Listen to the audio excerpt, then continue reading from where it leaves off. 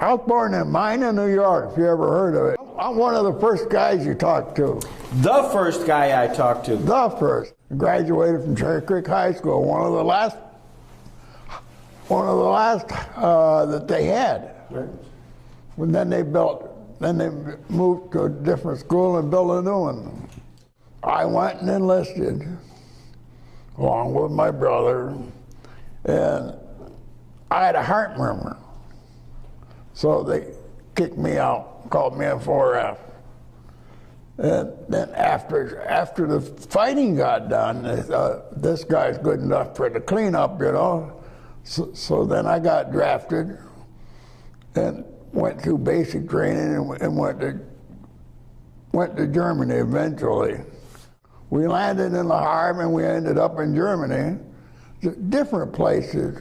We guarded some prisons and what have you. And the last place they put us was in Nuremberg.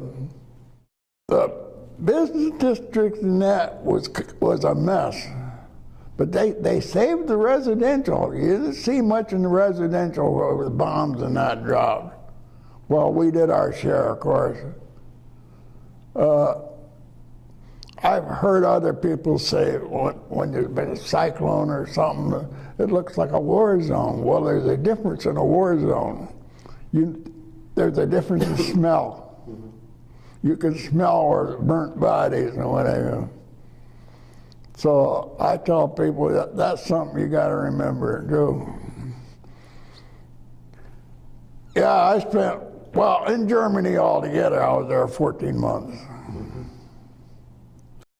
What was your duty there at the prison? What was your job? Guarding prisoners. What did that mean? I had a cell, because originally, as I recall, when I was told, one of them hung himself. So they put them in cells with a little window, and we guarded them 24 hours a day. We was on duty in the morning. We had to go let them out of their cell to go to the tribunal. And old Goering, he'd goose step every time he did it. Really? He was really something to watch. A great big guy. Did you talk to the defendants? Most of them. Yeah. Well, I was told anyhow. It was part of their job to learn English, so they could talk to us, so they know what people were doing. Goring, he could talk English. He wouldn't do it. Guard the trial itself, the courtroom? No. There was a certain group that went to the courtroom, which I was glad they did. They'd stand there and prayed, rest maybe for 2 or 3 hours or maybe more. Well, I felt kind of slighted at the time, but after I thought about it, they did the work, I didn't. Well, I played cards with Von Papen. He rigged it up somehow. He'd show me a card, and I'd tell him no and put it down, and end up playing a hand of rummy, I guess there was, or something. Kills time. When they would go to the courtroom, prison door one at a time? Yes, one at a time. I think I was one of the last ones to let Goring out. Really? Yeah. You got to pat him down and see if they got anything there. Was Hermann Goering given a special diet?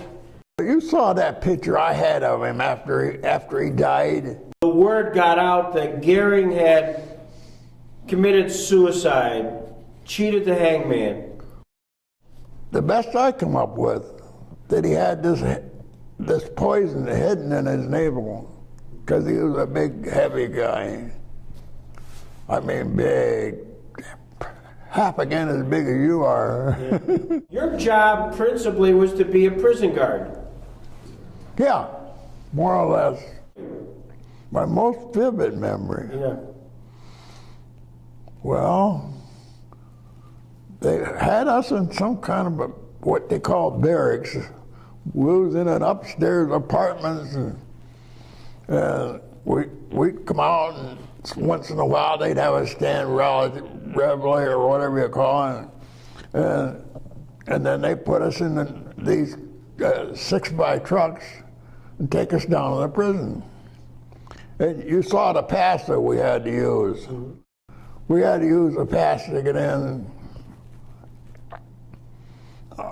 I heard the story that some guy that was a guard there wanted to get in. He tried to get in the front gate, and the guy guarding the gate wouldn't let him in, so he shot him. He tried to climb over. He said, "You climb over, I'll shoot you." So that's a story I've heard. Great big guy that was so important to Hitler. He was kind of Hitler's right-hand man. And down the line, I said, now he's reduced to this. And he was still big, and he thought he was important. I don't forget who, but he told one of the guards, he said, "I'm going to beat this, don't worry about it." He didn't. He was always very active. He's always drawing pictures. And Hess, they let him die in prison. Okay. They said 94 years old. I don't know why they left him alive. What was your impressions of Hess? He didn't act like a clean person. You could always smell him when you got very close to him. But I never heard too much about. I've heard stories about him that he went to England and that they had trouble getting him back. You heard all that. What about von Papen? Huh? What about von Papen? Oh, he was always alert and always willing to talk to you. He spoke real good English. Now, when you got back home to the United States, were many people interested in your experience in meeting Goering? They didn't seem to be. No. That was one thing, childish, I guess, I was upset about. When the war was over, great big, bringing the boys home and all that. And then when it got our turn, people didn't even realize we'd been there. So I went down to Post-Journal and what have you, and you got it, and I let this area know I've been there. And boy, we're glad you did. Huh? We're glad you did that. Thank you. I look back now and I think, well, at least I served my time for my country. And it's a hunk out of your life when you go into service. But I didn't think nothing of it at the time. This has been great, Cecil. Just so great.